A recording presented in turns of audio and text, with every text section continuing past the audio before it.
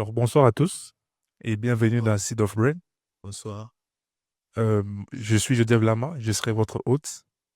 Ici, dans Seed of Brain, on parle des talents, des parcours inspirants qui ont su transformer la vie de plusieurs. Alors, dans ce nouvel épisode inspirant, je ne serai pas seul. Je serai avec quelqu'un, un modèle, un repère, un entrepreneur, un pionnier. Alors, si vous pouvez bien m'aider à accueillir le pasteur Joël Bikakala. S'il vous plaît. Alors, bonsoir, pasteur. Bonsoir, Joseph. Comment vous allez? Très bien, toi, tu vas bien aussi? Et je vais bien, merci. Alors, comme je parlais tantôt du Seed of Brain, aujourd'hui, nous aurons l'honneur de voir une autre casquette de votre personnalité. Nous avons souvent l'habitude de voir le pasteur, mais aujourd'hui, nous allons voir plus que ça. Alors, pasteur, j'aimerais savoir d'abord Seed of Brain, l'historique des Seed of Brain. D'où vous est venue cette merveilleuse idée? Bon, parler des Seed of Point, je sais que c'est toute une expérience qui est là. Ouais, Et précisément, c'est oh, comment ça s'est venu dans mon esprit. C'est que j'aime quand on marche dans la vie, ok. l'Éternel Dieu toujours nous parle. Et précisément, je suis quelqu'un qui a toujours aimé les changements, qui a toujours aimé bien faire les choses et qui se pose souvent beaucoup de questions. Je me souviens un jour, on était en voyage, quelque part, je sais que dans une ville ici au Canada. Et lorsque nous sommes partis à cet endroit-là, et Dieu a fait grâce, nous étions dans un restaurant. C'était un temps pour nous de manger comme tout le monde. Alors que nous étions en train de manger, bon, j'observe souvent, je suis tellement observateur. Vous étiez seul? Non, j'avais la famille qui était avec moi. D'accord. Donc, moi, j'étais avec ma femme Ok. et il y avait aussi d'autres personnes qui étaient avec nous. Alors, pendant qu'on passait ces temps, je vis des gens qui entraient dans le lieu où nous étions. Alors, quand ces gens entraient, personnellement, le voyant, je commençais à me poser des questions. Parce que j'ai remarqué qu'il y avait une différence entre moi Et et ces ces personnes gens-là. après. Mais là, tu me poser, mais Dieu, d'où vient cette différence? Parce que ça m'a vraiment préoccupé en fait. Il dit, ah, mais pourquoi? Quand cette différence, je dis, c'était pas seulement ces gens-là, mais j'ai remarqué qu'il y a beaucoup de gens de ma communauté, beaucoup de gens qui sont comme moi, on a toujours cette même tendance de différence. Je dis, mais Dieu, pourquoi ça existe comme Ce ça? décalage-là existe. Pourquoi ce décalage? Est-ce que c'est nous qui faisons mal les choses? Est-ce que il y avait beaucoup de questions. Alors, pendant que je me questionnais, et puis moi, j'ai entendu une voix qui me dit, c'est la sémence du Ça cerveau. va. Wow. Et quand j'ai entendu cette parole-là, littéralement, les larmes commençaient à couler dans mes yeux. Et même ma femme m'a regardé, elle me demande, oh, est-ce que ça va? Je dis, oui, ça va. Je dis, C'est mais sur mon visage. je vais de recevoir quelque chose qui fera toute une histoire. Wow. Et c'est comme ça que Seed of Brain est venu dans mon esprit et je vais dire pour moi pour ça. Wow. Wow. Alors, pasteur, d'abord, j'aimerais vous remercier parce que c'est un honneur de vous avoir ici. Merci d'avoir répondu à notre invitation. En tout cas, merci. Et aujourd'hui, nous allons aborder un thème important qui s'intitule De l'invisible à l'invincible. Mhm. Alors, euh, en partant de ce thème, je pense que vous qui avez eu un parcours assez inspirant, assez large, est-ce que ça vous est arrivé, parce que vous avez dit tout à l'heure que vous avez eu des larmes. Alors, ces larmes-là venaient de quoi exactement? Oh, C'était quoi la source? Parce que voir des gens d'une certaine classe, ça ne suffit pas de créer cette émotion. ok. Bon, avant de répondre à cette question, si tu peux me permettre de Ouais, pouvoir me présenter parce qu'il y a d'autres personnes qui peuvent regarder ça, qui ne me connaissent pas. ouais, Alors, comme on a dit, je suis le pasteur Joël Bikakala. Je suis le pasteur au Centre évangélique Nouvelle Alliance, précisément à Sudbury. Et en même temps, je me débrouille un peu d'entrepreneuriat. J'ai un barbershop. Et en même temps aussi, j'aime travailler. Et je suis parmi les travailleurs dans mon entreprise. Et à part ça, il y a beaucoup de choses qu'on peut parler de moi. Bon, ça ne on sera aura, pas important on aura le d'écouter temps de ça. découvrir Je ça. suis marié Ouais. d'une seule femme. Et je ne sais C'est pas comment important le c'est là. détail. Parce que pourtant, il dit qu'il s'est marié d'une seule femme, tu vois. Alors, parce que les autres personnes qui sont mariées depuis cette femme et moi, c'est seulement d'une seule femme. Alors, alors pour la question que tu m'as posée, de comment cette expérience, comment on te parle comment dire, de l'ombre, De de l'invisible. visible à l'invincible. Ouais. Alors, personnellement, je suis quelqu'un qui, comme je dis, aimait beaucoup questionner des choses, questionner même l'univers, questionner même à Dieu. Pourquoi? Parce que quand je regarde mon passé, il y avait beaucoup d'invisibles. L'invisible, c'est quelque chose qui existe, mais qu'on ne voit pas. Ça existe là, mais on ne peut pas le toucher. C'est pourquoi tu regardes dans le monde, il y a des choses visibles et des choses invisibles. Mais ce qui est bizarre, la Bible dit ceci, c'est ce qui est invisible qui a de la puissance, bien de la force, c'est ce qui est visible.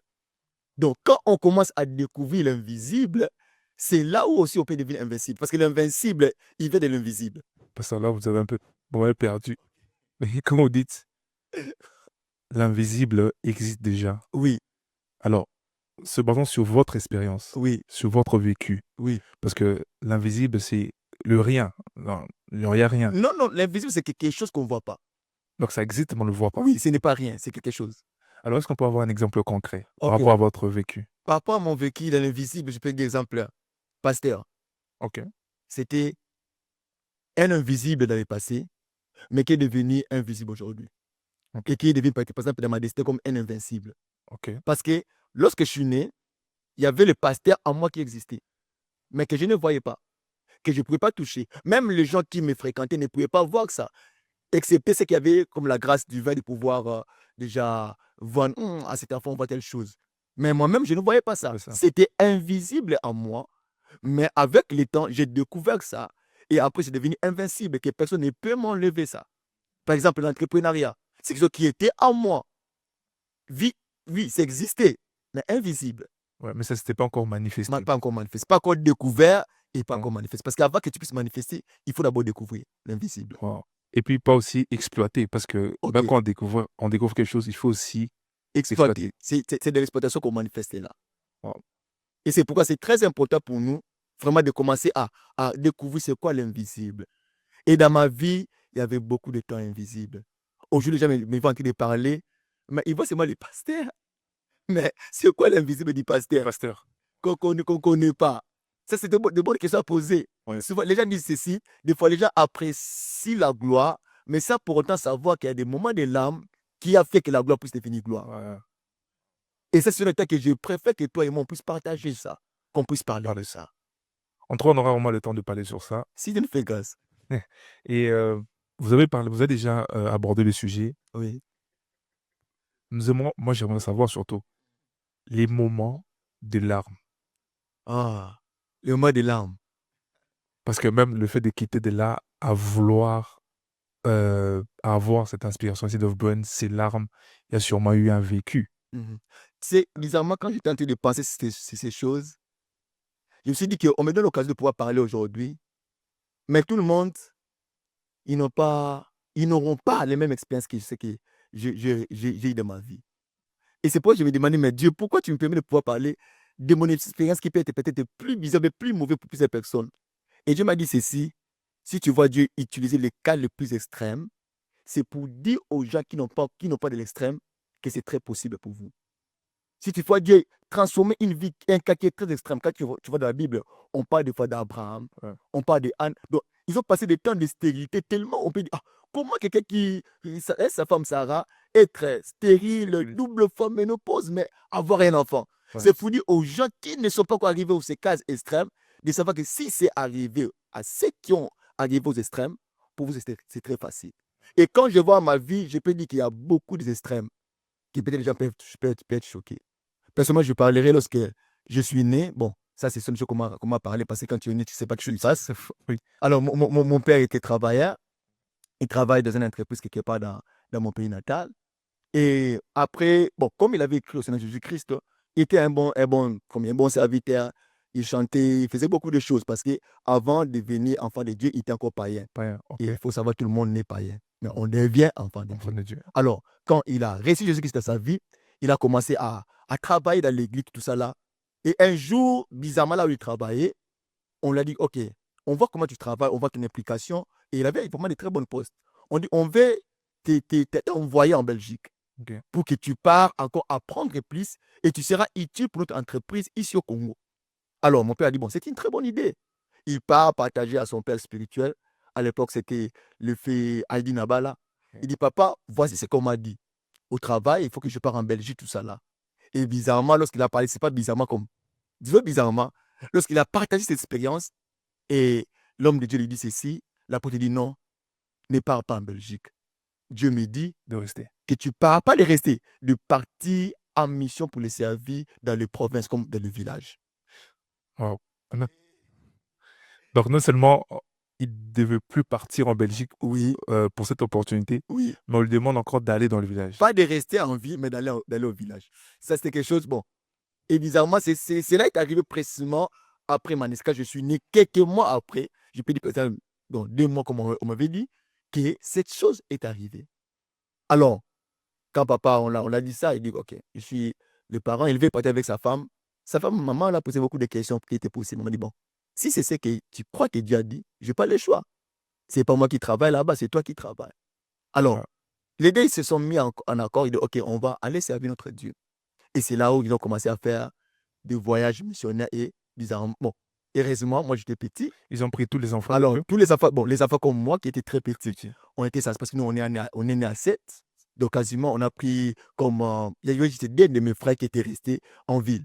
Ok. Alors, nous autres, on nous a tous pris pour aller faire la mission avec eux. Alors, quasiment, on a pris quasiment 11 ans de mission où on travaille avec papa. Donc, c'est à 11 ans que je suis revenu au centre-ville. Donc, vous avez passé 11 ans de votre vie Oui, à l'extérieur de la ville, à l'extérieur. dans les villages, entre des Dans le voyages. village. Et quand on parle de ces voyages, ce n'est pas des voyages luxueux en fait. Ce sont des voyages les plus mauvais. Wow. Comme on dit, parce que des fois, on voyageait à pied. Donc, pour pouvoir quitter de tel territoire jusqu'à un autre territoire à pied. Et je me souviens, parmi les pieds qu'on a pu, que j'ai mémorisé dans ma tête, qu'on a eu à faire, une fois, on a fait un voyage de 14 jours. 14 Où jours vous marchez à pied juste pour aller apporter l'évangile. pour un enfant, pour des enfants de 11 ans ou moins de 11 ans. Bon, pour moi, c'était trop bon. Moi, j'aimais ça. Pourquoi? Parce que quand j'étais petit, bon, moi, on me portait, on me mettait sur les épaules, tu vois. J'aimais trop ça. Alors, pour vous, c'était vraiment le luxe. Pour vous, c'est Pour moi, c'était trop, trop, trop bien, tu vois. On me porte, tu vois, gratuitement, tu ne demandes pas, tu ne forces pas, tu vois. Mais c'était des expériences. Pour moi, j'étais enfant, en fait. Ça ne m'affectait pas comme tel. Parce que j'avais cet état d'innocence, en fait. Que tu ne comprends pas quoi, c'est quoi, qu'est-ce qui est bon, qu'est-ce qui est meilleur. Pour moi, il suffit, je suis avec mes parents, il suffit, je peux manger, il suffit, on peut donner ce que j'ai besoin. That's it. Ouais. Et on a connu ces temps comme ça. Et quand Dieu a fait grâce, je me souviens même un jour, pendant qu'on faisait ces voyages, oh my God, je me souviens, on quittait une province évangélique pour aller dans une autre province évangélique. Bizarrement, il y avait, bon, tu connais, il y a le monde spirituel. Quand tu portes la bonne nouvelle, il faut tu attendre que tu fais face au monde spirituel. Alors, papa, dans cette province que nous étions, il a tellement travaillé pour Dieu et il y avait tellement une croissance parce que papa a implanté plus de 59 églises. À travers le pays. Oui. Wow. Alors, lorsqu'on quittait cette province, il y avait tout un complot en fait, du province que nous étions et d'autres provinces évangéliques. Ils ont dit que, c'est comme s'ils ont fait un rapport. Ces gars, il est venu ici, il a tellement détruit nos choses. Et si vous le laissez partir chez vous là-bas, Il fera la même chose. il fera la même chose parce qu'on n'arrive pas à les stopper. Alors, qu'est-ce qu'on va faire? On s'est mis ensemble pour les stopper. Alors, qu'est-ce qu'ils ont fait? Parce qu'il y avait une rivière qui divisait ces deux provinces. Ils ont dit, ce qu'on va faire, dans cette rivière ici où on fait tous nos pactes, c'est là où on va finir avec lui. On sait qu'il peut tout passer, mais il ne peut pas passer. Okay. Et lorsqu'on venait, alors on arrive à cet endroit-là. Là-bas, on ne voyage pas des rivières avec des bateaux, non. C'est avec des pirogues. Ok. Alors, d'une province à une autre. Oui, oui, on n'est pas la pirogue, il faut pas c'était une très grande rivière. Je te dis, c'est parmi des rivières très profondes et bon, je me dis très profond en fait de cette province-là. Parce qu'il y avait des rivières qui étaient vastes, qui étaient grands, mais celles-là, c'était les plus profonds. Alors, lorsqu'on est arrivé à cette rivière-là, on était quasiment, il y avait beaucoup de gens qui étaient à l'équipage avec nous parce qu'ils devaient venir prendre nos affaires, porter nos affaires et amener nos valises. C'était vraiment toute une équipe. Oui, oui, toute une équipe. Donc, c'est ça là vraiment que Dieu les bénisse parce qu'ils avaient vraiment soif de l'évangile. Oh, okay. Ils peuvent quitter, je pense qu'ils peuvent quitter des fois des mois leur famille. Parce que pour faire un voyage de 14 jours, il faut d'abord faire 14 jours aller, 14 jours retour. Donc, ils ont quitté leurs affaires, ils sont venus nous prendre. Alors, quand on partait, maintenant, on arrive à cette rivière-là, qu'est-ce qui s'est fait? Alors, il y avait une première équipe qui ont traversé la rivière avec les affaires. Deuxième équipe, maintenant, nous, moi et mon grand frère qui était avant moi, David, on devait traverser. Alors, on nous a mis avec certains bagages qu'on avait, on a traversé. Alors, après ça, il y avait maintenant une troisième équipe encore qui sont traversées. Mais ça reste la dernière équipe. Il y avait quasiment, je parle, 8 personnes. Alors, dans cette pirogue-là, on ne pouvait pas prendre plus de 5 personnes. Ok. Pourquoi? Pour garder l'équilibre. Parce que quand tu es dans l'eau, il faut traverser l'équilibre. Que si seulement quelqu'un est en déséquilibre, peut déséquilibrer la pirogue. La pirogue. Alors, les gars disent non, comme toutes les affaires sont déjà passées, prenez tout le monde. Bon, Wow. et aussi ne savait pas, il dit bon, c'est bon, ça ne dérange pas, comme toi tu connais, on va accepter. Alors, il y avait ma mère, il y avait mon père, il y avait ma grande sœur, il y avait ma petite sœur et des autres personnes qui étaient avec ces gars-là, je pense avec lui-même. Ouais. Ils sont entrés dans la pirogue. Alors, comme c'était une rivière très profonde et très rapide, on ne pouvait pas traverser ça directement. Alors, il faut monter d'abord, après commencer à laisser le courant d'eau vous faire descendre petit à petit. Mais c'était Pour arriver. risqué vraiment. Oui, oui, oui, oui. Alors, lorsqu'ils ont commencé à monter, ils sont arrivés à un point maintenant où ils devaient commencer à faire les virages pour que le courant d'eau commence à le faire descendre, mais commencer à prendre les trajectoires pour arriver vers l'autre rive. Ok. Alors, lorsqu'ils montaient, lorsqu'ils arrivaient, ça m'a tourné, ils n'ont pas compris. Ils ont senti, comme quand ils sont arrivés au milieu, comme s'il y avait, il y avait un bois en fait, sur laquelle ils sont montés, et le pirogue est tourné. Et quand ils ont connu le naufrage, je te dis, ma mère a fait quasiment 15 minutes sous l'eau. Ça, c'est quelque chose d'étrange. Ouais, donc la pirogue s'est renversée, en fait, elle a tourné Oui, sur eux. oui. Quand la pirogue s'est tournée, mon père savait nager. Ma grande sœur savait nager. Ces gens savaient nager. Ma petite était trop petite, elle ne savait pas nager. Ma mère ne savait pas nager. Alors, quand ils sont tombés, mon père, il a nagé. Il est sorti de la rive. Alors, tu sais que comme tu tombes, je vais aller sauver ma femme. Il va se plonger dans l'eau, le filet lui a attrapé.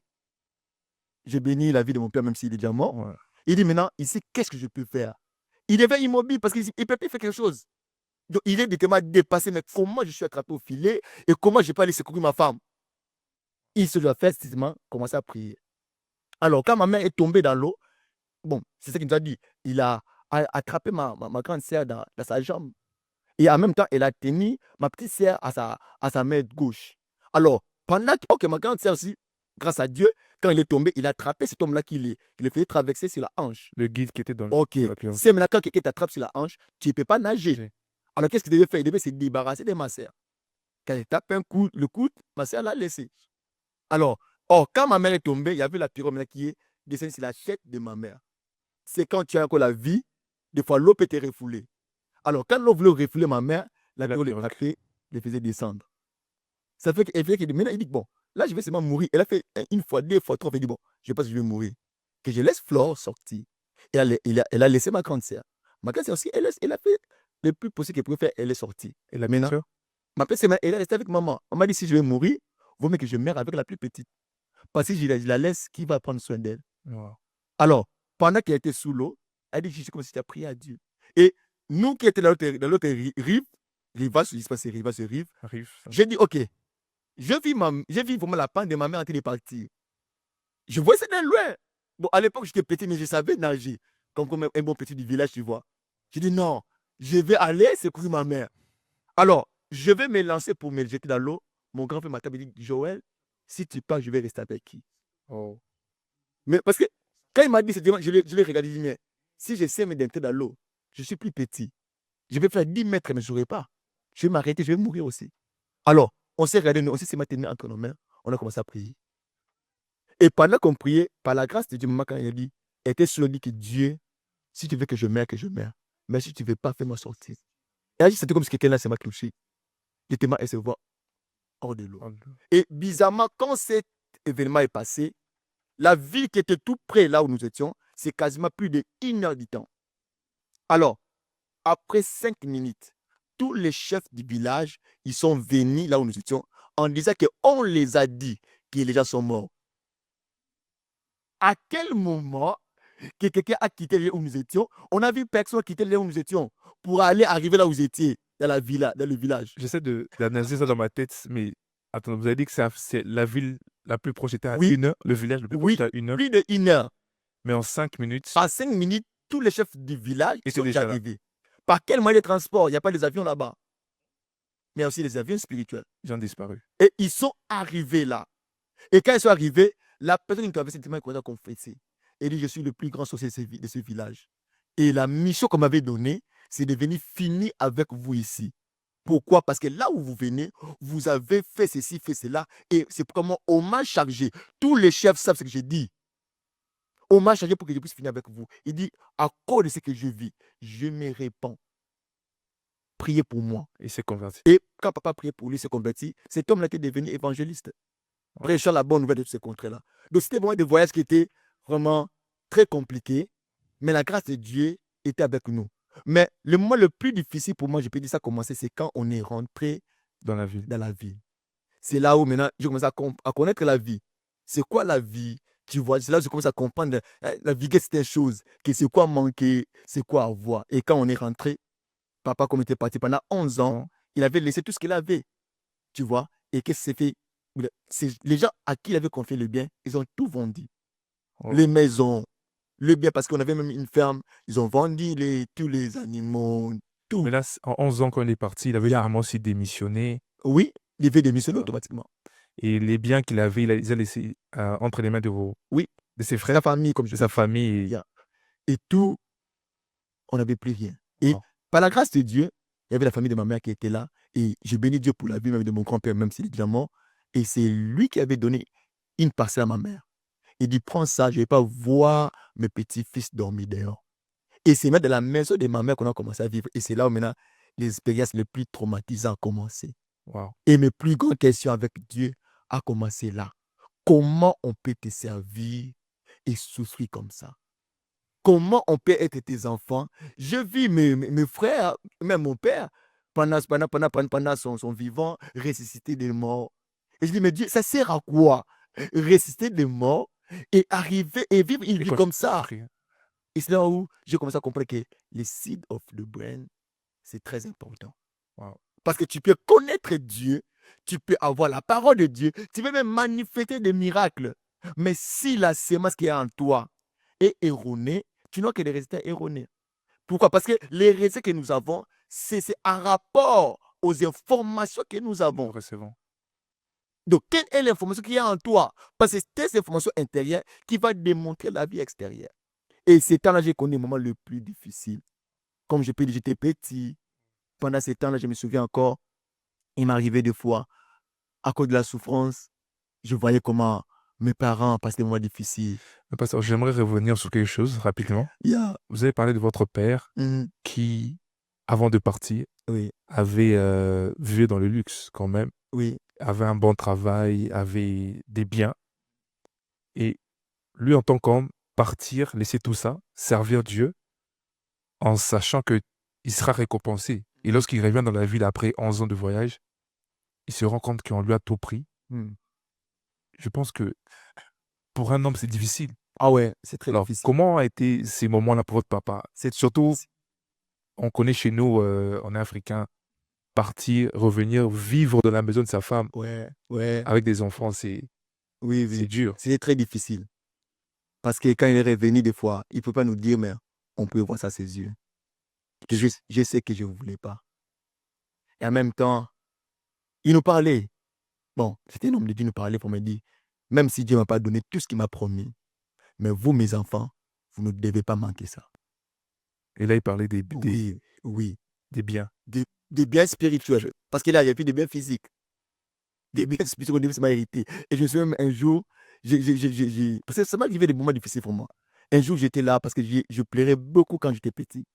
Et c'est ça qui m'a rendu peut-être un peu ne plus être émotif en pleurant, parce que j'ai beaucoup pleuré. Insensible. Insensible. Ça arrivait deux fois. Une fois, je partais à l'école. Ok. Et en revenant à l'école, on m'a chassé. Je dis, ah, Dieu, même pour payer les frais, il faut prier. Si tu ne pries pas. Et, parce que mon père ne travaillait plus. Ma mère aussi, elle s'est débrouillée des petites choses, seulement, tu vois, comme le pain, des choses comme ça. Là. Ça ne peut pas faire vivre la famille. On est à 7, on est nombreux, tu vois. Et c'était de moi très difficile, en fait. Et même quand on veut payer les frais académiques, les frais scolaires, on doit d'abord les aînés. Ouais. Et moi, j'étais à l'avant-dernier, tu vois. J'étais tué tous les. Hein? Non, t'as encore les temps. On laisse d'abord le plus grand parti. Ouais. Donc, si quelque chose se trouve, au moins, on peut prendre soin de toi. Si les plus grands finissent l'école, quand ils vont prendre du travail, ils peuvent prendre soin même si Ouais. tu vois. Et on veut toujours cette mentalité-là. Donc, bon, j'accepte ça parce que c'est normal. Je n'ai pas refusé ça quand même. C'était surtout bien réfléchi aussi, Yeah. si on voit le contexte. Rien, mais des fois, j'ai rentré maintenant à l'école, on m'a chassé. Je plairais en cours de route. Et en pleurant, j'ai demandé à Dieu si mon père est mort aujourd'hui. Bizarrement, les jours là, on nous avait enseigné, c'est l'héritage à l'école. Vous avez dit que si votre père meurt aujourd'hui. On nous parlait de l'héritage. Ok. Tu vois, mais on dit l'héritage, c'est quelque chose que les parents, ils lèguent à leurs enfants. Et maintenant, moi, on m'a chassé. Mais je me comme ça m'a passé ce qui s'est passé à l'école. Je dis, ah, mais on n'a pas de l'héritage. Maintenant, qu'est-ce que si mon père est mort aujourd'hui, qu'est-ce que je vais léguer de mon père que je vais appeler un héritage? Et quand je me suis posé cette question-là, je n'ai pas compris. J'étais dans un terrain comme ça, quand je jouais le foot. Une fois qu'il m'a dit, si ton père est mort aujourd'hui, tu as la chose la plus nécessaire qu'il t'a donnée. Je dis, c'est quoi? Il dit, tu as Dieu. Ton père t'a donné Dieu. C'est quand je cette voix, je commençais à pleurer. Je dis, le même Dieu qui l'a fait souffrir. Souffrir. Et c'est le même Dieu qu'on me dit qui m'a laissé dans. Autrement, je me suis dit que non. Autrement, je vais vivre la même vie. Je vais souffrir comme. De souffrance comme je dis, non, non, oui. J'ai commencé à pleurer, je te dis. Et je bénis Dieu vraiment pour la vie de mon père. Mais après ça, j'ai passé beaucoup de moments difficiles. Il m'arrivait des fois, étant petit, je me souviens quand j'étais encore dans les high school, comme l'école primaire chez nous. Ouais. Et des fois, je quittais l'école. Après l'école, je rentre à la maison, on me dit, Joël, on n'a rien à manger. Et j'essayais de vendre les choses, mais il n'y a pas de l'argent. Et comme on avait seulement le fridge à notre maison, on m'a dit, OK, j'ai mis même de l'eau, si tu peux aller vendre de l'eau. Il dit, je n'ai pas demandé ça à tes grands frères parce que dans cet âge qu'ils ont, ils ont déjà, tu vois, hein, le complexe là, il faut se faire voir, tu vois. Ils ont cet orgueil-là de la vie. Ouais. Il dit, toi, moi, tu peux comprendre. Ça ne va rien faire. Ah! Tu dis, moi, pourquoi moi? Il dit, bon, je n'ai pas de choses que je ne fais pas. Donc, tu vois, c'est pour notre famille. Et des fois, je prenais de l'eau, je ne pas vendre. Et un jour, alors que je partais vendre de l'eau, c'est là que j'ai fait la rencontre avec mes amis de l'école. Donc, tu vois, quand je finissais l'école avant, moi, je rentrais plus vite. Parce que je sais que je dois faire le cop. Le cop.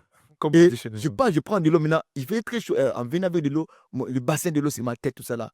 Je raconte mes amis. Wow. Quand ils voient, ils se moquent de moi. J'avais ça dans ma tête, je commençais à pleurer. Et c'est là que c'était un complexe comme ça qui quittait ma vie. Je me dis, ça sert à rien en fait, je peux avoir complexe. Parce que même si je pleure après avoir pleuré, il faut que je parte manger chez nous.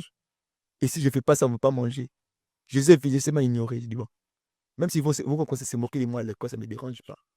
Et c'est ce qui a fait que même des fois, quand j'étais à l'école, moi, surtout mon école primaire, j'ai passé 4e, 5e, 6e, je passais ça toujours, les récréations, moi je ne mangeais pas.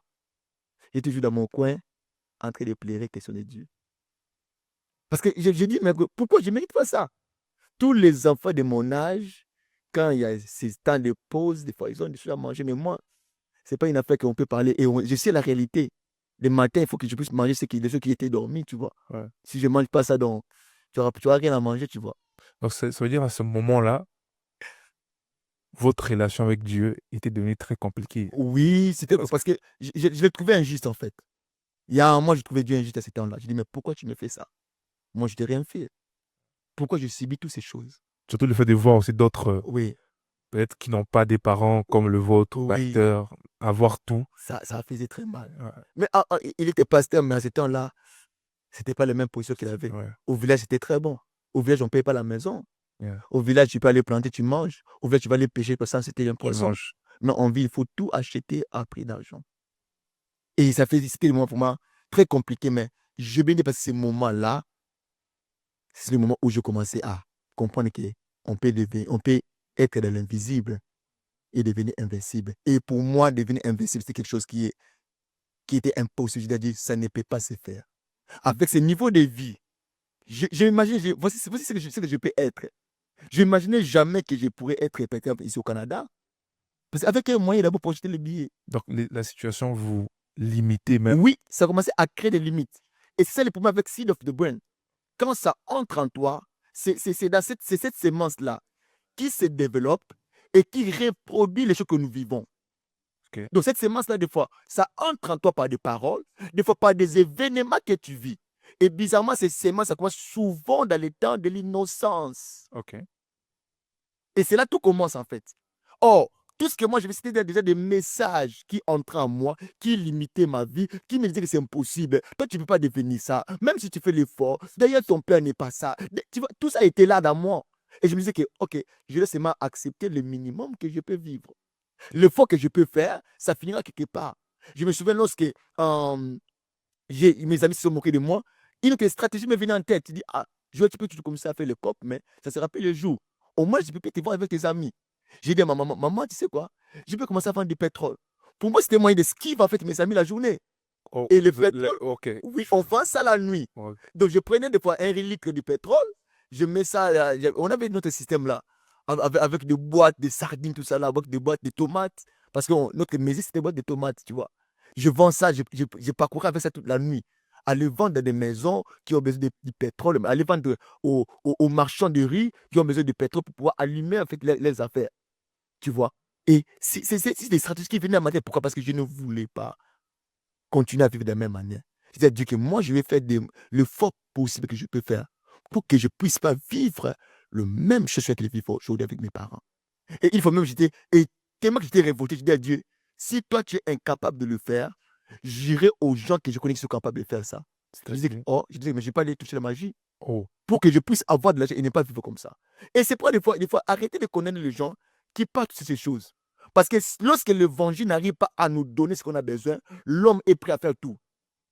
ok. Des fois, on connaît les gens parce qu'on dit, pourquoi il allait toucher, mais tu ne sais pas quelles sont les pressions qu'il a subies. Écoute, je vais dire à quelqu'un, malgré les pressions que tu peux subir dans ta vie, sache-le bien que Dieu est capable de tout. Amen. Amen. Dieu est capable, parce que des fois, ils sont limités. On dit, oh non, tu vois, ils sont mauvais. Des fois, ils ne sont pas mauvais. Ils ont subi une pression. Et cette pression, le seul chemin qui restait à leur tête, c'est aller vers la magie. Or, quand tu vas vers la magie, c'est une semence qui se développe en toi pour aller te détruire Ok. et non arranger ta vie. Et imagine un peu aujourd'hui, si j'allais toucher la magie. Oui, je pourrais avoir de l'argent, oui, mais c'était ma vie que j'allais détruire. Et en même temps, j'allais détruire la vie des autres personnes. Oui. Autrement, je devais devenir toute une arme, en fait. Et bizarrement, je me souviens à l'époque, ma mère me disait que je sais que toi, tu es prêt à tout faire. Et j'avais ces cœurs-là. Et je disais à Dieu, mais si même il faut que je puisse tuer, que je vais le faire. Wow. Et c'était un mental qui s'était développé en moi parce que je disais, assez, c'est assez, je n'ai pas la souffrance. Souffrance. Mais pasteur, comment s'est passée cette transition-là? Parce qu'aujourd'hui, vous l'avez dit, aujourd'hui, on n'a pas le Joël Pkaka là, qui a touché des choses, mais on a l'homme de Dieu. Et si je reviens sur votre histoire, à ce moment-là, il y avait une certaine crise dans votre relation avec Dieu. Oui. Alors, après avoir passé tous ces moments difficiles, savoir qu'il y avait peut-être quelque chose en moi, comment s'est passée cette transition-là Ok. de cet état d'esprit à se dire que, ouais, aujourd'hui, Dieu peut tout me donner, surtout avec ce qui s'est passé avec votre papa? Bon, ce qui est très bon, c'est que j'aime avec Dieu, l'existence de Dieu a été imprégnée à toute la créature. Il n'y a aucun homme sur la terre qui peut dire qu'il ne connaît pas Dieu. Parce que Dieu, il a imprégné son existence dans toute conscience des hommes. Même celui qui ne prie pas, il sait que Dieu existe. Et les athées alors? Et les athées, moi je dis, ce sont des hommes qui ont tellement de la foi qu'ils ont débordé le niveau de foi. Comment c'est possible? Pourquoi que Dieu n'existait pas? Mais tu crois que Dieu n'existait pas? Mais tu crois déjà en fait. Parce que pour dire que je crois que Dieu n'existait pas, c'est parce que tu crois que Dieu n'existait pas. Donc tu crois déjà. Mais il y a quelque chose en toi qui te pousse à dire que, Oui, c'est ça. ok, Alors, j'ai béni parce que j'avais les parents qui m'avaient montré Dieu, exposé à Dieu. Et même pendant les temps de souffrance, j'étais exposé à voir, c'était un surnaturel, c'est un miracle. Et je croyais que Dieu existait réellement. Et même c'est pendant ces temps de souffrance-là, des fois, tu peux te mettre à genoux, tu parles à Dieu, tu vois si ça marche. Mais là, c'est commencé toujours à m'étiquer. Et je bénis parce que pendant tout ce temps, je parlais toujours à l'école. C'est pour le bien dit ceci, conduis l'enfant, ou bien éduque l'enfant vers la voie qu'il doit suivre. Quand il grandira, il ne va pas s'en détourner. Et le fait que j'étais exposé à la vie chrétienne, je n'étais pas encore chrétien. Naître dans la famille chrétienne ne signifie pas que tu es chrétien. Il faut que tu puisses faire ton expérience avec Dieu, que tu puisses l'accepter et commencer à faire ta marche avec lui. mais pasteur, est-ce qu'on peut avoir des exemples concrets sur des choses qui vous ont poussé à vous dire que, oh, ça c'est Dieu? Ok. Oh, mais il y avait beaucoup. Des fois, ça m'arrivait, tu peux te mettre à genoux. Tu dis à Dieu, donne-moi telle chose. Et tu te réveilles le matin. Des fois, même, ça m'arrivait à l'école. On avait tellement un problème de frais scolaires. Le jour-là, je plairais toute la nuit à Dieu. On m'avait même chassé de l'école. Je plairais toute la nuit dans ma maison, dans la chambre. Je priais parce que maman même me disait, il dit quand il revient, ah, je ne vais pas, c'est ma prière. Parce qu'on va ramasser ça où? Il n'y a pas de Et alors que je priais, monsieur, ce jour-là, on faisait les examens, c'était pendant les périodes d'examen. Je suis venu à l'école parce que chez nous, c'était avant l'examen, on doit vous aligner. Alors, on va commencer à faire les appels des gens qui ont payé les frais et ceux qui n'ont pas encore appelé. Donc, si ceux qui n'ont pas encore payé, si tu n'as pas payé, tu sors, tu ne vas pas faire l'examen. Alors, pendant qu'on était d'appeler les gens, on a appelé mon nom. Je dis, oh, qui a payé le frais? On dit, non, on a déjà payé la totalité des frais pour toi, mais qui a payé? C'est la question. Dans ma maison, personne n'est venu à l'école pour payer mes frais, mais à l'école, on a payé tous mes frais. Wow. Ce n'était pas une erreur pour moi. pour moi, c'était un miracle parce que j'avais demandé à Dieu. Bon, d'autres personnes peuvent dire que c'était une coïncidence, c'était une erreur de la personne qui recevait de l'argent. Mais comment l'erreur écrivant mon nom, écrivant la totalité du montant que moi je devais Pourquoi et seulement, dire que tout mon compte est soldé? pourquoi seulement moi? Ah, c'est ça. Et c'est ce silence qui me montre que Dieu existait. Mais je me disais que Dieu existait, mais il avait encore des limites. Il y a des choses qu'il peut faire pour les riches, qu'il ne peut pas faire pour les pauvres. Je me disais ça.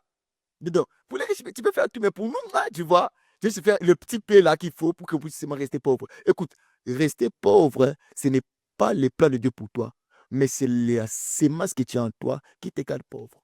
Ok. Un jour, je me souviens que lorsque Paul dit à Gaius, je souhaite que tu prospères à tous égards, comme prospère l'état de ton âme.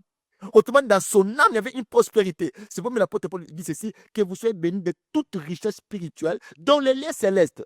Elles sont en vous, elles sont des lieux célestes, mais elles doivent être manifestées, démontrées. Alors, pour qu'elles soient manifestées, il faut que toi, tu puisses te découvrir et savoir comment manifester ça. Et pendant ce temps-là, j'ai posé à Dieu des questions.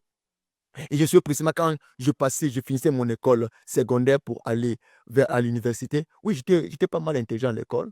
Ah bah, les gens. Oui, et je disais à Dieu, maintenant quand je finis mon école, je vais aller faire quoi à l'université? Parce qu'à l'université, on prépare en fait les hommes pour leur destinée. Mais moi, quelle est la destinée? Je vais aller me préparer. Et ça, je commence à poser à Dieu la question. Et je ne sais pas d'où m'est venue cette question-là.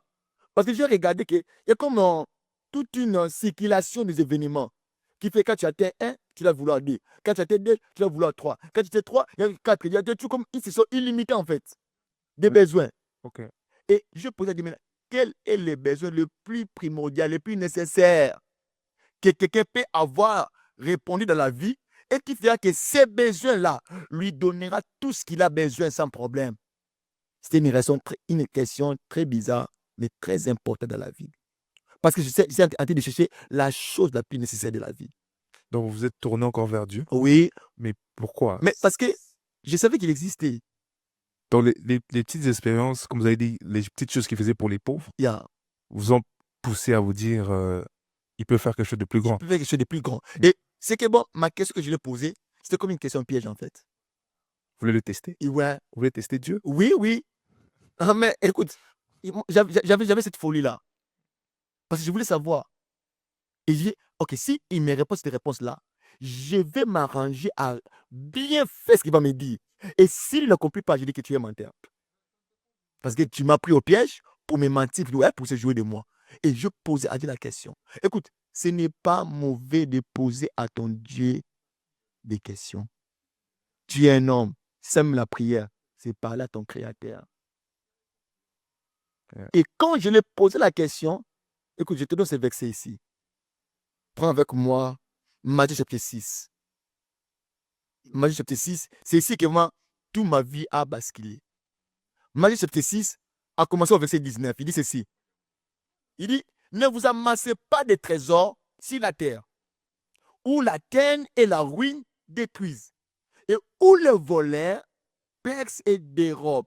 Mais amassez-vous des trésors dans le ciel, où la terre et la ruine ne détruisent point, et où les voleurs ne percent ni ne dérobent. Car là où est ton trésor, là où sera ton cœur.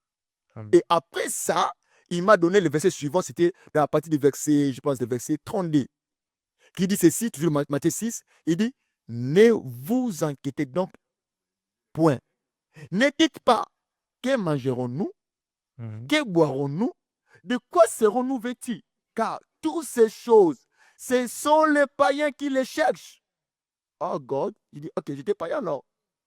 Il dit, votre Père céleste, c'est que vous en avez besoin. Le verset 33 dit, cherchez premièrement le royaume et la justice de Dieu, et toutes ces choses vous seront données par-dessus. Le verset 34 dit ceci, ne vous inquiétez donc pas du lendemain, car le lendemain aura soin de lui-même. À chaque jour, suffit sa peine. Quand je me suis dit, waouh, j'ai trouvé ce qu'il me faut. J'anticipe une question. Yeah. De manière pratique alors, Mhm. comment ce verset vous a permis à vous de découvrir le talent Mhm. entrepreneurial, pastoral, tout ce qui va avec, en vous? Comment ces versets s'est impliqué dans votre vie? Ok, la première chose d'abord, ces versets, c'était un temps pour moi de découvrir mon créateur. J'aime bien l'image qu'on a montré des seed of the brain dans une affiche que vous avez postée. On a montré, il y avait un petit pion qui s'est regardé au miroir, mais dans le miroir, il voyait la reine. La reine. Donc, automatiquement, lorsque tu regardes la parole de Dieu, tu as ce petit pion-là qui se regarde dans le miroir. Or, le miroir, c'est la parole de Dieu. Le miroir, c'est Dieu. Et quand tu regardes, ce que tu vois, tu ne vois pas le petit pion, mais tu vois la reine qui est au miroir. Et quand tu regardes cette reine-là, il te reflète toi. Ok. Tu comprends maintenant? C'est pour l'apôtre Paul même l'a dit. Que lorsque on les regarde, on se voit comme dans un miroir, tout ça là. Tu comprends? On se resplendit de gloire, tout ça là. Et quand je regarde la parole, je découvre Dieu. Parce que si tu ne peux pas découvrir Dieu, tu ne peux pas non plus te découvrir. Mais ça n'a pas été difficile de refaire confiance en Dieu encore après avoir vécu tout ça, après avoir vu votre papa servir réellement Dieu, mais souffrir quand même. Tu sais, dans la vie, si tu as tout perdu, il ne faut rien perdre. C'est plus une option pour toi. Ça devait être ta vie. Mais c'était Parce pas facile, une autre voie. En fait, j'ai plus rien à perdre, en fait. J'ai peur de quoi? Ok. Parce que tout ce que le monde perd, moi je dépasse. Maintenant, croire à Dieu, je vais perdre quoi? C'est ça. Et j'ai pas des j'ai dit, écoute, pour moi, c'est le poids parce que je n'ai rien à perdre en fait. Parce que tout ce que le monde nous dit que si je crois en Dieu, je vais perdre, moi, j'avais pas ça. Alors je dis, écoute, ça vaut la peine seulement de santé avec lui. D'ailleurs, on n'a rien à perdre. Au moins, c'est le temps qu'on peut perdre. Mais à part ça, j'ai rien à perdre. Et c'est quand je suis revenu faire lui, je dis, ok. Je sais que je connais beaucoup de conséquences avec la magie, tout cela. Et ça fait toujours mal. Ça commence des fois bon, mais la fin, Ça finit toujours mal. c'est comme je dis, je n'ai pas fini, il m'en est bizarre, même si je vais régner. Je vais voir l'argent. Je sais que ce Dieu a toujours l'espoir. Je pars sur lui. Je lui pose la question et au travers de la parole de Dieu. À l'imaginaire. C'est si je dis aux gens, oui, j'aime ça. C'est si je dis aux gens, quand tu traverses le moment le plus difficile, va chercher ton créateur. Amen. C'est pourquoi j'aime Seed of the Brain. Seed of the Brain, écoute, quand Dieu voulait cacher la chose la plus merveilleuse de l'homme, il s'est dit, si je mets ça sur la montagne, lorsque l'homme va découvrir la montagne, tout le monde ira à la montagne. Si je prends ça, je casse ça au ciel, lorsque l'homme saura que c'est au ciel, ils vont faire la révolte du tour de Babel. Ils vont se construire une tour pour aller jusqu'au ciel, tout le monde commence à monter là-bas. Et ceux qui ne sont pas riches, ils ne pourront pas arriver au ciel. Alors, qu'est-ce que je vais faire? Comme Dieu est un Dieu qui aime tout le monde, il dit, je vais prendre la chose la plus nécessaire de l'homme, je vais le placer ça en l'homme. Donc, Ok. je mets ça au-delà de l'homme. Tout homme, la chose qui va te amener à devenir grand, à devenir puissant, c'est en toi. Même là-bas, la Bible dit ceci, ce qui détruit l'homme, ce n'est pas ce qui entre dans l'homme, Ce qui sort. mais ce qui sort. Or, ça peut aussi s'arrêter dans l'homme. Donc, tout homme est créé avec cette sémence-là en lui. Mais le problème, c'est quoi? Il faut découvrir ça. Or, pour le découvrir, tu peux le découvrir par toi-même. Il faut d'abord découvrir ton créateur. C'est par ta conversation avec ton créateur que ton créateur te dira, oh, mais en toi, il y a des choses. C'est maintenant quand il m'a dit, cherche premièrement le royaume et la chute de Dieu. Quand je commençais à chercher, c'est là où je commençais à voir en moi, en fait, tous les talents, toutes les capacités, tous les potentiels, tout ce que j'avais en moi. Même j'ai vu le pasteur à moi, je dis, oh, j'étais pasteur. J'ai vu l'entrepreneur, je dis, oh, j'étais entrepreneur. Ok, toutes ces choses étaient déjà en moi. Mais mon retour vers mon créateur, ça fait que mon créateur puisse me révéler ce qui est en moi. Et quand j'ai découvert ça, c'est là que j'ai compris qu'il y a des choses que mon créateur a disposées pour moi. Il y a des choses qu'il va faire pour moi, mais il y a aussi des choses que je suis appelé à faire. Et c'est ici que Dieu m'a dit que les problèmes, des fois, peut-être il m'a dit clairement, les problèmes qui est arrivé avec ton père, c'est en rapport des informations qu'il avait avec moi. Tu sais, quand l'information est déséquilibrée, tu ne pourras pas bien voler. As-tu déjà vu un oiseau qui vole avec une seule aile? Non, c'est pas. Ah, c'est ça le problème avec la vie chrétienne. Il faut être équilibré. C'est là où tu peux voler avec les deux ailes. Tu sers Dieu, mais tu es aussi ta part comme homme. Wow, mais ça, c'est très fort. Yeah. Parce que papa disait que j'ai tout fait, Mhm, mais Dieu m'a pas donné ce que je voulais. mhm. Donc en réalité, le problème, c'est pas forcément ce qu'on fait, mais est-ce qu'il y a l'équilibre dans ce qu'on fait? Où est notre part dans ça? Oui, la découverte. Et je me souviens même un jour, c'était même Christ qui parlait ça. On faisait dire, vous êtes, ah, bon, je n'ai pas utilisé ce mot-là, dit, vous errez pour chercher la vie, mais vous ne voulez pas venir à moi, qui est la vie. Autrement dit, vous bornez à l'écriture, mais vous ne voulez pas chercher la puissance de Dieu pour pouvoir, tu vois, c'est ce qu'il disait en fait. Parce que quand tu connais une partie et tu ne connais pas une autre partie, tu es déséquilibré. Tu n'es pas, tu as été débalancé des deux côtés. Alors, ça fait que tu peux être enfant de Dieu. Bon, ce que j'aime souvent avec Dieu, c'est celle-ci. Dans la vie, il y a toujours des dispensations. Tu vois, les dispensations, pour moi, je ne connais jamais les aînés. Yeah. Des fois, ce qu'ils ont, c'est ce qu'ils ont voulu avoir. Ou aussi, c'est ce que Dieu les a donnés. Parce que personne ne peut recevoir que ce que Dieu lui a donné. Mais des fois, Dieu peut te donner, mais toi, tu ne peux pas le mettre en pratique. Ah, c'est ça qu'il faut le problème. Dieu t'a donné, mais toi, tu n'as pas su comment matérialiser ce que Dieu m'a donné. Parce que ce que Dieu nous donne, c'est spirituel. Mais Comment, on doit les manifester dans le physique. et comment vous avez fait ça? Alors, moi, quand j'ai compris cela, c'est là que je me suis plongé à l'écriture, à la parole de Dieu, pour découvrir qu'est-ce qu'il faut faire et qu'est-ce qu'il ne faut pas faire. Quelle est ma part et quelle est sa part? Comment chercher le royaume? Si je commence à poser la question, c'est quoi le royaume? C'est quoi la justice? J'ai commencé à poser des questions nécessaires. Parce qu'elle dit chercher premièrement, d'autrement, ça se trouve quelque part. Celui qui la trouve est erré. Écoute, je me suis dit ceci, hein, dans la vie, il faut apprendre trop vite, comprendre très tôt, tu seras erré. Autrement dit, le plus tôt que tu as trouvé, plus tu auras le temps de te réjouir avec ça. Il n'y a pas l'âge, comme on dit, à cet âge ici qu'on peut. Non, ça n'existe pas. Mais ça dépend à quel moment toi tu t'es mis à chercher. Si tu commences à chercher le plus tôt tu auras la connaissance.